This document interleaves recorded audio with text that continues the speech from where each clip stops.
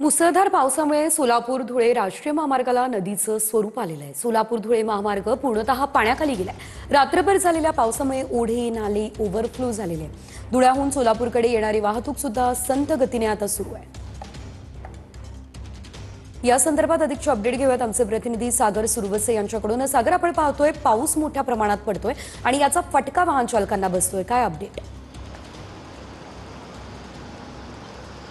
सजल, आपण पाहिलं की खरं तर सोलापूरला 2 दिवसांचा रेड अलर्ट होता। मात्र आज दिवसभरात जरी पाऊस थांबलेला असला तरी काल रात्री जे आहे ते मोठ्या प्रमाणात पाऊस जो आहे तो झालेला होता आणि त्यामुळे सोलापूर शहरातील विविध ओढे नाले जे आहेत ते अक्षरशः तुडुंब भरून वाहू लागलेले आहेत आणि त्याचाच फटका जो आहे तो सोलापूर धुळे राष्ट्रीय महामार्गाला बसलेला आपल्याला पाहायला मिळते। आपण आता आहोत सोलापूर शहरातील तुळजापूर नाका या परिसरामध्ये आणि मोठ्या प्रमाणात या ठिकाणी पाणी जे आहे ते आता रस्त्यावरती आलेलं आपल्याला पाहायला मिळतं आणि त्यामुळेच संपूर्ण वाहतूक जी आहे ती धीम्या गतीने या ठिकाणी सोडण्यात येते।